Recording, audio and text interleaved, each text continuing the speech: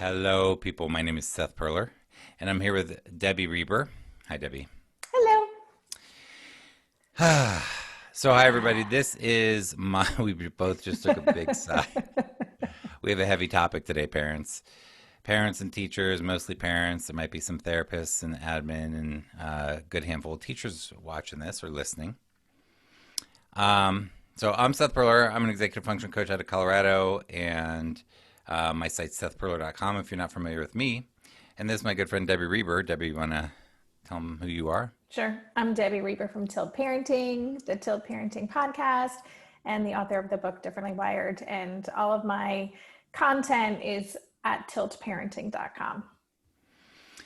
And we were chatting earlier this week. We talk relatively frequently, and I was just like really bothered, and Debbie is too, but I was just kind of like super frustrated about what's going on right now. You know, we have COVID and the pandemic, and everybody just really trying to figure out how to do this. And I think that and we don't know where we're going to go with this conversation, but our intention, parents and teachers, is to really talk about some of the issues from our perspectives because Debbie and I hear from tons and tons and tons of parents. We see a lot about what's going on behind the scenes from parents' perspectives, from teachers' perspectives, and we want to shed some light on it. So I think one, people don't feel so alone, and you know you're not alone. And two, so that maybe we can give insights that are practical for you that hopefully you can make sense of, and that will hopefully influence, actions or choices that you make in a positive way, and you can feel more confident in the things that you're choosing to do. So, Debbie, should I start talking about what really frustrated me, or do you want to Yeah. start? Why don't you start? Yeah.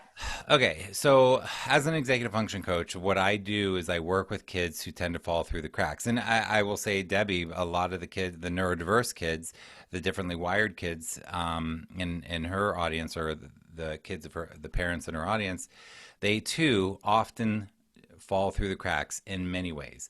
They're often, maybe they have an IEP or a 504, but maybe that IEP and 504 isn't articulated well enough to make the difference that it needs. Maybe the teachers or the staff that are working with the kid don't have the experience or the resources or the time to make the difference that is needed, that is reasonable. Maybe the IEP and the 504 by the teachers that are given the copies of it or that go to the meetings, maybe they don't revisit it into the school year and don't even remember what was in it and don't remember the details that they need to know in order to meet the needs because those teachers are so overwhelmed or whatever the case may be. Maybe the kids have not been identified with anything but have legitimate challenges that have not been identified and therefore are not getting services or accommodations or modifications that they need. Anyhow, this is all very normal. Anyhow, these are struggles that we deal with, and this is why people, so Debbie is a homeschooler, and why a lot of people go into homeschooling or unschooling or different schools or look for different teachers or different solutions because they're just trying to get their needs met. Well, what's going on now is that, and what's really bothering me is that we still have the same system, which already I take a lot of issue with, but now it's so much less engaging, so much less motivating. It's so hard for these neurodiverse kids, especially kids with attentional and processing issues combined. But I mean, for any of these kids, I mean, it's so hard for them to do what we're asking them to do. Okay, that's fine. Actually, it's not, but it is what it is. But what is really, really, really bothering me right now is that something that I really don't agree with is letter grades. I think they're morally wrong. I always have, and so many of these kids are in schools that still use grades because most schools still use grades. So these kids are being judged and they're going to be evaluated and they're going to be given a letter which impacts them. So if they fail a class, they're going to have to either retake it, but it's going to show up. It depends. Are they in middle school, high school? Are they a senior in high school and they're going to fail a class because it's so unengaging? They can't jump through the hoops. They're emotional. Like we have what's called a collective trauma that's legitimate. That's going like these kids are being asked to do something that's so it's so hard for them to watch screens and jump through the hoops and do the tasks that they're being asked to. And so I'm just really frustrated at the parents, and our audiences are trying so hard. Sorry, Debbie, I haven't even let you speak, but I guess I'm setting up the You go. problem, Yeah. at least a little bit from my perspective. But the parents who are in our audiences are just trying so hard to figure out how to navigate this. But what the truth of the matter is that the parents and the teachers and the kids are trying so hard to navigate something that is unnavigable. It's like the Titanic going through all of these ice patches. You know, you don't know what's there. There's a lot of uncertainty. There's a lot of danger. And what I mean by that is that we're trying to force them through this path, or navigate this path that just is filled with obstacles, and we're expecting them to navigate this, and to be able, and kids to be able to successfully navigate something that we wouldn't ourselves be able to do if we were in their position. And I'm just so frustrated and fed up, and I feel so powerless, and I just I don't know what to do. You know, I work with my kids and my families and do the best I can to help them. But something that you and I, Debbie, often are saying right now is you just got to let it go. Like it is not workable. We can't wave a magic wand to make this change. Like it is not set up for this, and we're trying our best to do it, but we're trying in what I think is just a losing battle. We really need, and I think the gift in this is that it really can show us that hopefully it can show us that a lot of change needs to happen in education to really serve all kids. My fear is that we're going to get lip service, we're going to get BS. We don't invest in education in this country, at least. We don't prioritize it. We don't give teachers enough training, enough support, enough resources, enough money and pay, and blah blah blah. So anyhow, I just feel very powerless, frustrated, stuck. This is what my life is dedicated to, and I feel like we're at a standstill. And my fear is that we're going to get lip service and people making basic changes to make things look good, and but a lot of kids are going to fall through the cracks, are going to suffer, are going to be essentially punished for something that's not their fault. It is going to impact not only their life now, but their future, and it's not okay. Mm-hmm. Hi, Debbie. Amen to all of that. I mean, you really just shared everything that I've been thinking too. Certainly, I'm seeing the same thing, these same conversations in my parent community, especially I have a Facebook group, which is really active. And there are a dozen threads every day from a parent who is got a specific problem, especially with some sort of remote learning scenario. And everyone's sharing all this advice, which is great. I love that people are trying to navigate this. But as you said, like that visual of the Titanic, that I feel that way too. I feel as though this is an unworkable problem. There is no advice that Seth, that you or that I could share that is going to fix this, that is going to make this okay. And that's a hard thing to kind of reconcile, I think, because our passion is supporting families. And when we were talking about this earlier this week, the thing that I just feel so strongly is this is not worth it. What we're trying to put our kids through is not worth it, and it's going to harm them more. And what does that mean we do? I don't have all the answers. I have some ideas for families who have the resources to try to get more creative here. But we have such a priority on, first of all, there's the whole thing of trying to get back to normal. That's all one thing. But I think when you have a child anyway who's moving through the world differently, we're always trying to kind of work with the system to kind of get them back on track, to kind of work with the tools that we have. And even in that process, we often harm our kids because we are putting them in environments that weren't designed to support them. We're asking them to change who they are and the way that they learn. We're not focusing on their strengths. So there's so many flaws anyway. But what our kids are being asked to do now, at a time in the world where they don't even have the life experience that we do as adults to know that this is going to pass, like life right now.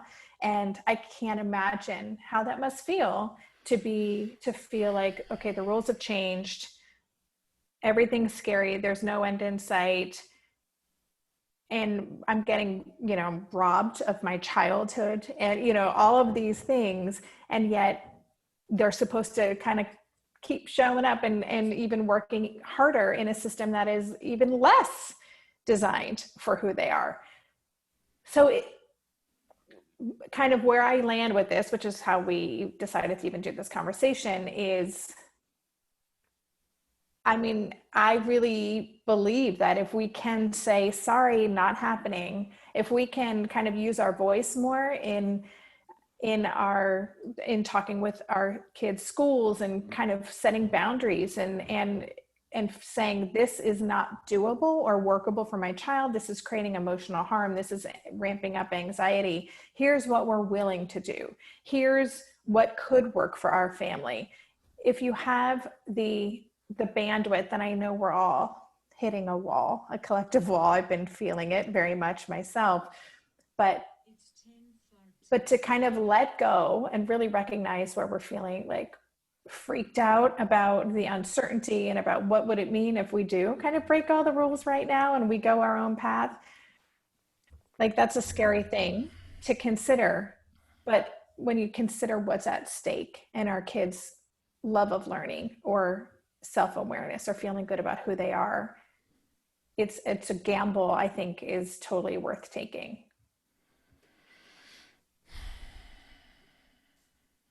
Yeah, I was taking some notes as you were. Yeah.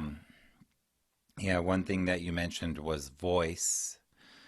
I want to speak to that. And I think teachers watching too, I think teachers, at least my experience as a teacher for 12 years, is that teachers often have a voice with their colleagues that they're close to, with maybe teachers in the teachers lounge, but when it comes to speaking up in a staff meeting about how you really feel about something and feeling like you're being heard, or to a district, that's not the most common thing. And I want to encourage, so I said earlier, I really want this to be practical too. But for teachers watching, I really want you to know you do have a voice and you have to speak up and you have to band together, because they're not mind readers. And the system, in my opinion, and any massive system is designed for people to not rock the boat. Keep your mouth shut, comply, do what you're told, follow the standards, follow the curriculum, prep for the test, do your SMART goals, do blah, blah, blah. And this is not that time. And so I just want to encourage you, teachers, that if you feel like you're not being heard, to speak up again and again and again and again. And I know that there's risk too then for teachers. Might I lose my job or be non-renewed or whatever?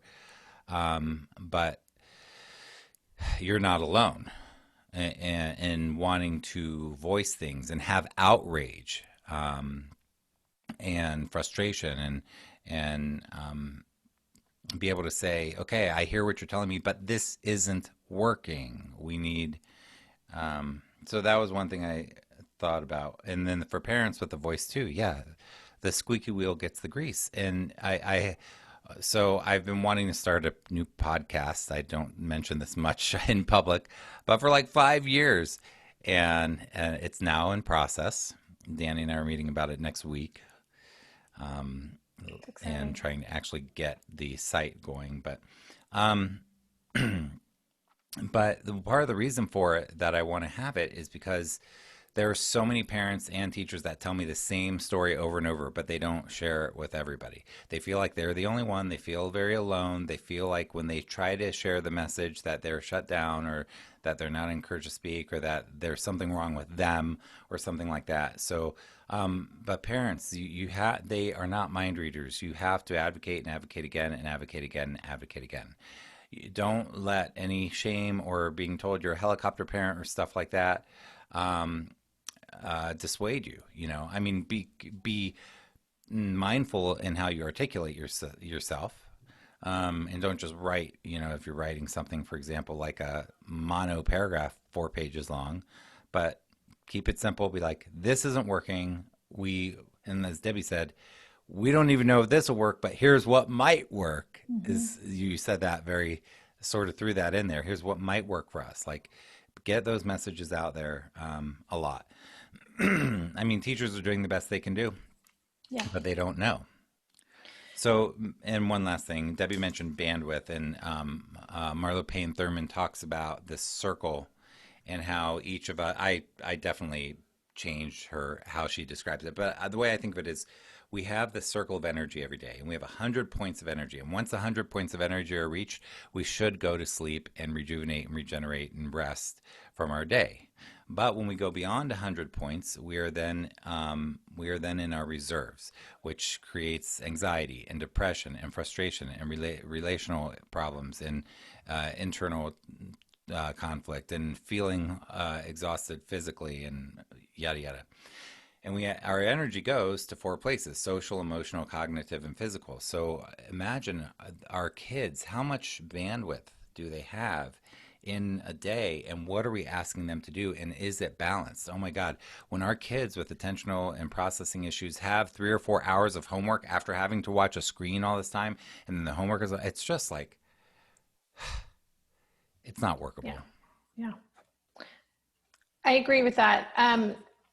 So a couple of things. One, homework, I'm just going to say, like, I've been hearing this from people with kids in first, second grade. You mentioned homework at the beginning, or you mentioned grades at the beginning, but we know that the research says that homework absolutely in elementary school, there's no research that shows it's beneficial at all. And that's an easy ask.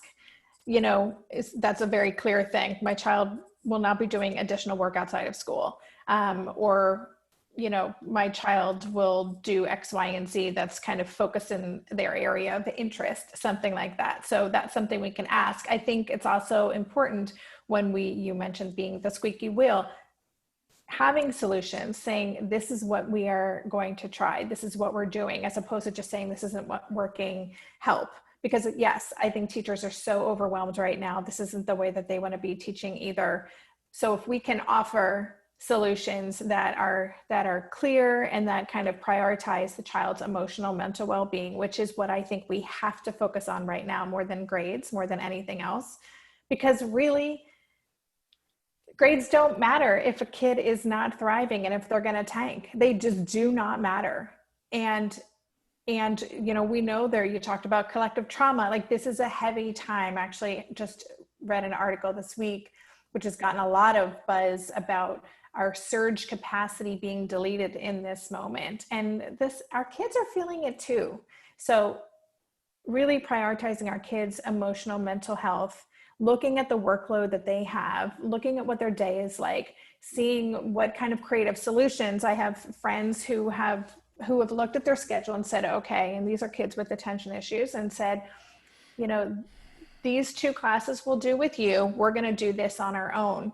That might not work for some people, but it might be a great solution for others. So see if there are ways to outsource some of those classes, or to do like an independent project that could be science oriented, for example. Doing a science lab over Zoom isn't so exciting, right? But there might be a way to explore those concepts that would really engage a child. So see what possibilities exist and propose those. But also know that this is the case always. As parents, there's often a lot more wiggle room than we would know. And it's our right to ask for and to advocate for what we know would be better for our child, especially in these unusual circumstances. And I feel like what we're going through is creating a window for different models. I mean, what we're going through as a society there's so much kind of change. We're on the precipice of a lot of change, and new conversations are coming out about all kinds of issues. And so this is a moment for us too, to more firmly say, our differently wired kids require something different, and the system, this model, isn't really serving them.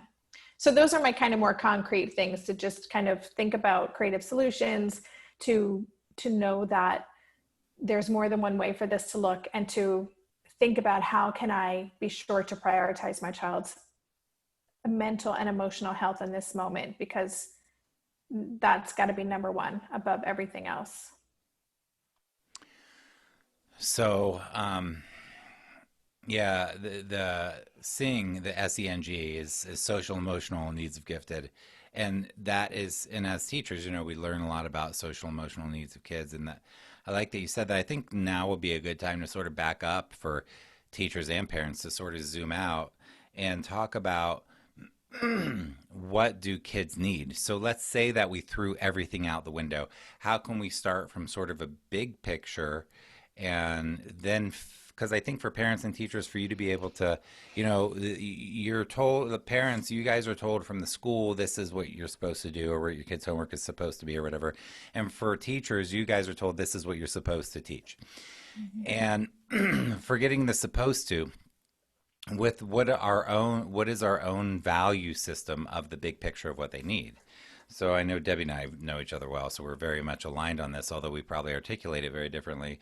So I would start with the what kids need.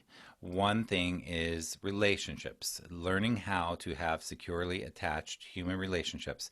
So one thing, parents that and teachers, that's going on right now is that as you guys are working with your kids to do their schoolwork or navigate school, and teachers as you're trying to teach, the most important thing to me is always the relationship.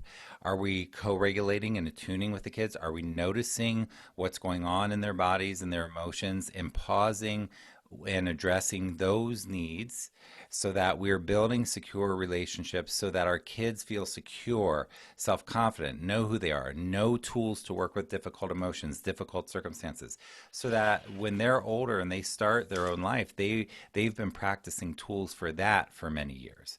And then what do they need as far as content? Well, the way we do content and separate content into math, science, social studies, reading, writing, and other topics is not real life. So, like I said, I'll start this podcast, or Debbie started her podcast. Like, she learned so much in doing that, and I'm sure she learned math because there's many mathematical components from the audience, from the numbers in the audience, the metrics, that how much it costs on your monthly bills, blah blah, to run that thing. There's tons of math. There's tons of researching. There's tons of writing. There's tons of communication and speaking. I mean, there's tons of technology. There's so many things that are melded together in doing something. So I think when you're thinking about what your kid needs, yes, they need to learn. But one thing Debbie said was creative. She used the word creative, but you can really creatively, and I want to give you a very practical one here, look at, and I'm obsessed with guitars, but if your kid is into even, and I'll take this one, video games.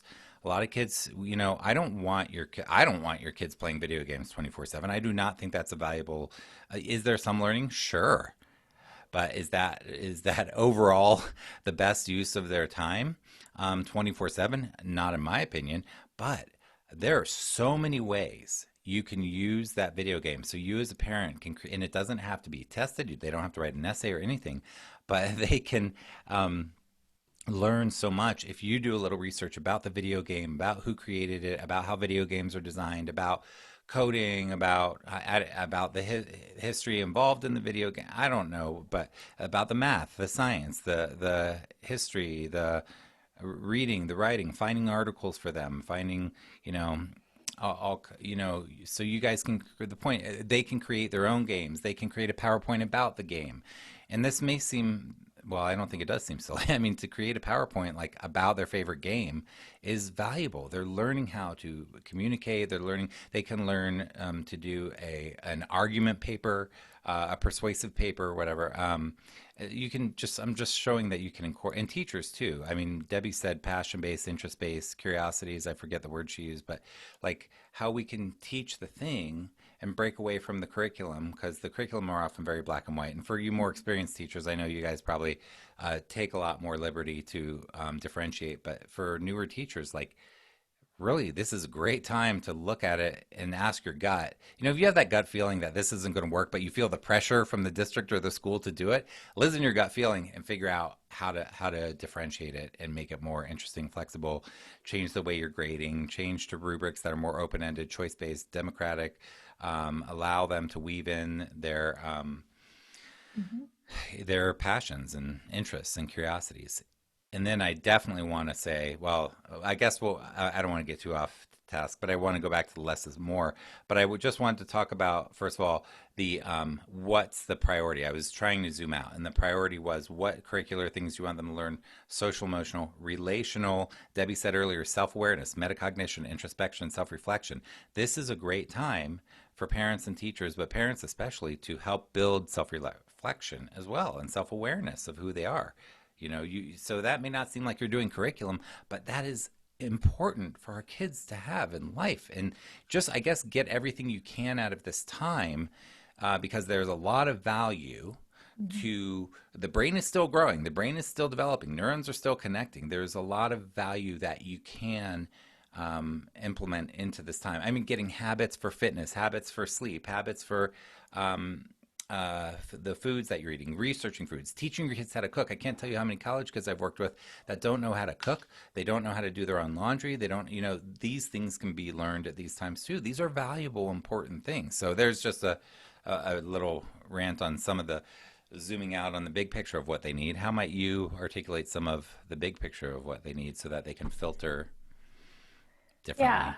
I mean, I think you touched upon relationship, absolutely. And that also brings me to just this idea of security. Like you said, secure attachment, but really them feeling safe and seen, which is, something that Tina Payne Bryson talks a lot about, being soothed, seen, safe, and secure. But really showing up for our kids, that is, during this time, is so critical for them to feel that sense of security in who they are, physical safety, emotional safety, all of that. It's the key really to good mental health in this moment.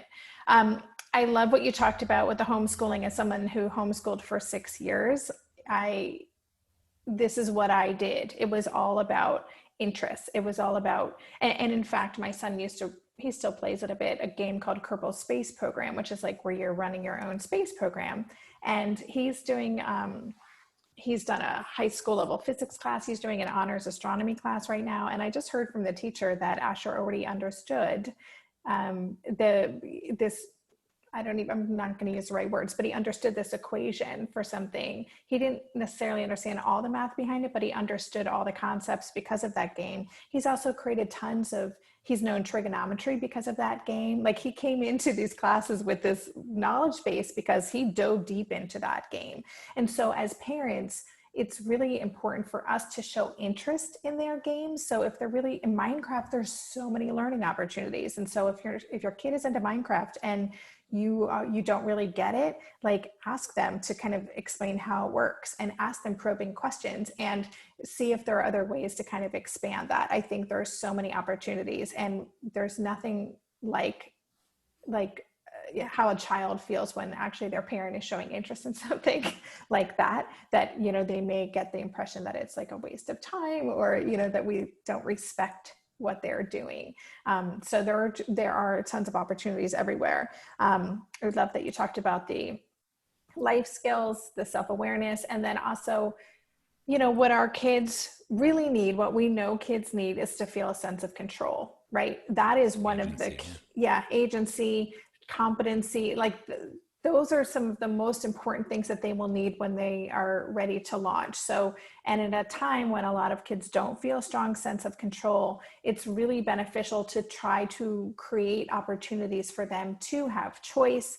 And I'm not just saying, do you want waffles or pancakes for breakfast? But really, engage them in conversations, help them feel a sense of self-motivation about how they want to approach something. If you want to talk to a school, depending on the age of your child, or you want to create something different, bring them into that conversation. What do you think would work for you? What are you finding hard about this? If we could design, the most ideal learning environment right now, what would that look like? It doesn't mean we can snap our fingers and make it happen, but we might be able to build some of those pieces in, and then they might have a sense of ownership. And we know that when they feel that, they will, that's where it gets that intrinsic motivation going, if they feel that kind of purpose from within, or agency. So those are some of the other things that came up for me. Let's dive into the agency one for a moment longer because I think that's really important. And one of the things that tends to happen is that um, a lot of parents will think, well, if I gave my kid the choice on this, they're going to choose the wrong thing, or when kids will say, well, I think this, then parents will try to use logic or reason or to convince them why that wouldn't work. Because with the wisdom of the parent, they may see, a year down the road or 10 steps down the road that that's not going to work. And they'll often invalidate it with good intention, but they'll nonetheless invalidate what the kid is saying. So I think when we're giving agency, this is such an important topic that you and I can maybe give because you do a great job of this with Asher. Like I remember when you were talking about moving, you involved him in the discussions. He doesn't necessarily get the say on everything when you talk about schools to go to, things like that. You really say, what do you want? What do you think? But for the parent who's really like, but Debbie and Seth, if I give my kid these questions, they're going to make bad decisions, or they're not, or I need to convince them that that's not going to work. I don't want to see them fail or have a bad experience with this. What kind of thoughts do you have on? Because again, I think the agency is really good, but I think it's tricky.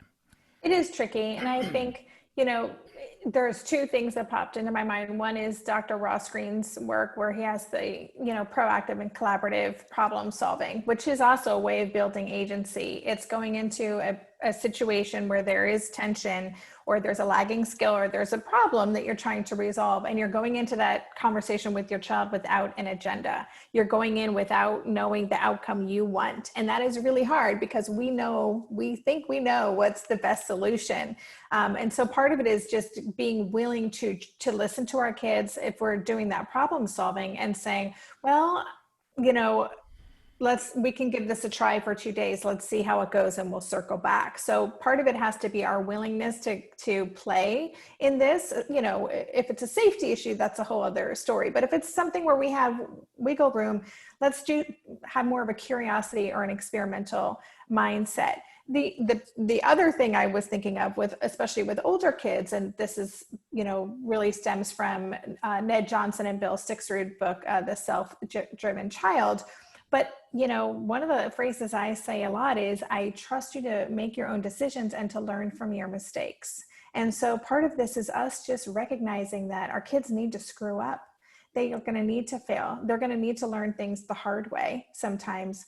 But that is how agency actually develops, like them understanding. Like if we make the decisions for them, we tell them we know what's right, all of those things, they're not going to launch having a sense of how they operate in the world and what they need to be successful, or even what they think about things. They're going to, and when that person isn't there kind of micromanaging their life, their classwork, all of those things, they're going to be deer in headlights and not have a clue. So that developing agency is, to have, for a kid to feel that they're being trusted. And yeah, they may make some really bad decisions and we might be like, oh my gosh, I can't believe this is the choice. Play it out for a little bit and see what happens, and circle back, and don't shame, don't judge. Don't be like, I told you that was going to happen. Be like, that was really interesting. Do you think that was successful? I wonder if we could tweak it, right? As much as we can remain neutral and not have an agenda, and remember that our job is to coach and support our kids, not to manage them, then that is where they are going to start to become more aware of who they are, what they need, and how to operate in the world. Excellent. And again, what we tend to do is the sort of I told you so type thing. And there's a lot of emotion in it. And why did you do this? But we're not really holding that space. And what we want to do, and one of the things that Debbie and I both here in our audience is when they start really diving into doing their own deep inner work, is that the conversations in the household change. Mm-hmm. So your conversation is going to start changing to things like, wow, that's interesting. I'm sorry that happened to you, or I'm sorry you went through that. What would you do differently next time? Rather than saying you should have, or I told you so, or, it's more like, wow, can I be helpful? How can I be helpful? What would you like for me? Rather than, we're going to fix this. Here's what mm-hmm. Wow, that's really interesting. How can you grow from that? Do you want to hear what I think? Mm-hmm. Do you want to hear what I think later? Yeah. I'm here if you need me. I'm here if you have any questions. I have some thoughts about this, but it's totally your call. Mm-hmm. Kurt, and then leave. Yeah. And it is not easy, especially if your whole life you've been very attached to these sorts of things, and you feel this emotion in your body that's like, I have to address this in this way, and it's just screaming at you. Yeah, but you have to listen to that quiet voice that's like, Yeah. listen to the, the voice that's like, okay, walk away, be like, I'm here for you, and really think through in the long game what's going to be more beneficial in the conversation to my child. How are they going to receive the wisdom I'm trying to impart on them best? Right. And we do have a lot of wisdom. I mean, let's, just to keep it real. So, and Yeah. I understand that we want to share, like we have hard won experience, but it's really worth it to let our kids discover some of these things on their own, because they'll feel totally different about it. And as you said before, when it's a safety issue, or there are certain times when there are boundaries too. You have your clear boundaries, your hard no's, your hard yeses. Listen to Yep. them. I mean, we're not saying, that your kid just is going to blow up the kitchen and burn the house down and whatever, and because they left the burner on, and you're like, well, that's their choice. That is not what we're saying No, at all. not at all. So let's talk. I think I have two more directions to go. One is the less is more. I'm just going to say this before, because I have, You got 5 minutes. yeah, All right. just keeping it real. Okay. All right. Less is more. Less is more. Yes. I feel like I'm on a game show all of a sudden. Okay. When I hear less is more, what I think of is, I no, can. for me, I think about the fact that the real learning happens when we don't know that we're learning. And so, we might get really caught up on timelines about this, and this has to happen at a certain time. But actually sometimes it's the things we've just been talking about that actually can kind of lay the foundation for the other learning to happen really quickly when the child is internally motivated to do that learning. So yeah. How about you? Well, one of the things that I think about is, particularly for teachers, is to understand that one micro lesson. I do one of the biggest examples is in math, but it can also be writing, it can be reading. But there, with math, if you give your students 20 problems to do that night, particularly for these students that are struggling with stuff, for them to do one or two or three high quality polished questions, and give them the option openly to do that, and don't fail them that they didn't do all 20 and they get a bad score, but to reward the effort. Not look if it's right or wrong, but to reward the effort, give credit for the effort. We're so addicted to points in school. Forget that. We're looking for, can we keep them engaged in an experience? And less is more. Sometimes just doing a couple problems. Like, I will sometimes spend 20 or 30 minutes on a 5th or 6th or 7th grade student on one problem, because there's so much richness in that problem, and so many holes that need to be filled often at that level with these problems. So just know less is more in any content area you're teaching, and see how you can adapt it. Think of the word micro. Mike, I talk about micro lessons a lot. Do micro lessons. Give them, in your class, give them one micro good learning experience a day. That's it. Love that.